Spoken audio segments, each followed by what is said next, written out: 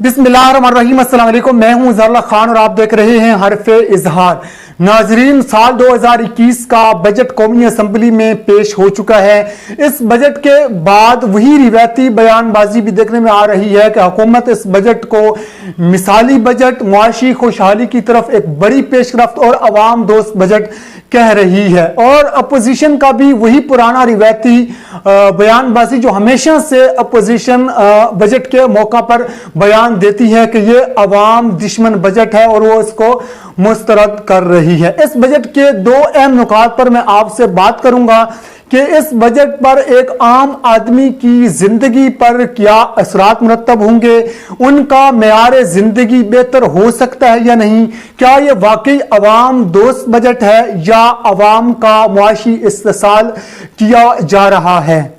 नाज़रीन, total budget 8,487 अरब रुपए रखा गया और उसमें 3,060 अरब रुपए कर्जों और सूद की अदायगी के लिए मुख्तस किए गए। यानी इस बजट का 33% हिस्सा सूद की अदायगी में जाएगा और उसका जो बाकी है वो 5,427 अरब रुपए वो बाकी तरक्याती कामों के लिए बजट मुख्तस किया गया है। इस बजट को पेश करते हुए हुकूमत ने फखरिया तौर पर कहा है कि उन्होंने गुज़श्ता साल सबसे ज्यादा टैक्स कलेक्ट किया है, रेवेन्यू जनरेट किया है टैक्स के थ्रू, और वो टैक्स की कलेक्शन को एक मिसाली काम करार दे रहे हैं। यानी अवाम की जेबों से उन्होंने जो रकम हथियाई है इनडायरेक्ट टैक्स के थ्रू महंगाई करके जो अवाम की जेबें खाली की हैं और उनको गुर्बत की लकीर से नीचे फेंक दिया है, उसको वो एक मिसाली कदम करार दे करके उस पर फख्र कर रहे हैं। तो इसमें अफसोस करने की बजाय उसकी ताहसीन की जा रही है कि अवाम से हमने बड़ी तादाद में उनकी जेबों से पैसा निकाल लिया है और कौमी खजाने में उसको जमा किया है। और FBI का जो हदफ था उसमें भी 17.4% उसमें इजाफा कर दिया गया है।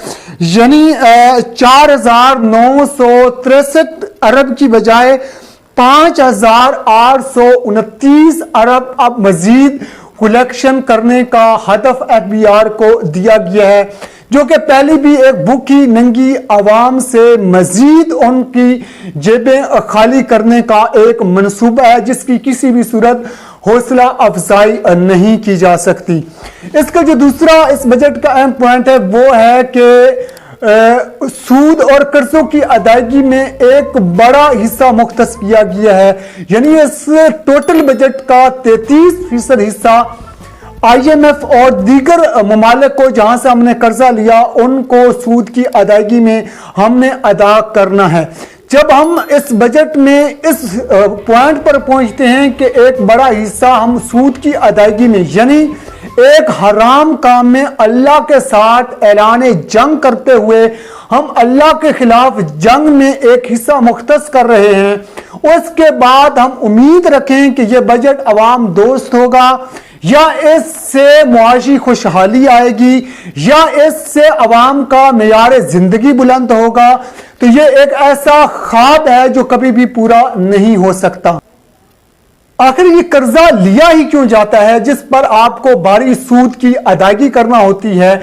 तो जो मुआशी माहिरीन हैं या जो इस कैपिटलिज्म सरमायादाराना निज़ाम को ही हर्फ आखिर समझते हैं और इस निज़ाम को चलाने और उसके अंदर अवेलेबल ऑप्शन की सामने रखते ही उसका जवाब देते हैं, तो वो कहते हैं कि बजट डेफिसिट को पूरा करने के लिए ये कर्जे लेना जरूरी होते हैं। अगर हम वो कर्ज नहीं लेंगे तो हमारा जो बजट डेफिसिट है, यानी जो अखराजात हो रहे हैं, आमदन से ज्यादा जो अखराजात हो रहे हैं, उसको पूरा करने के लिए हमें कर्जा लेना हमारी मजबूरी होता है।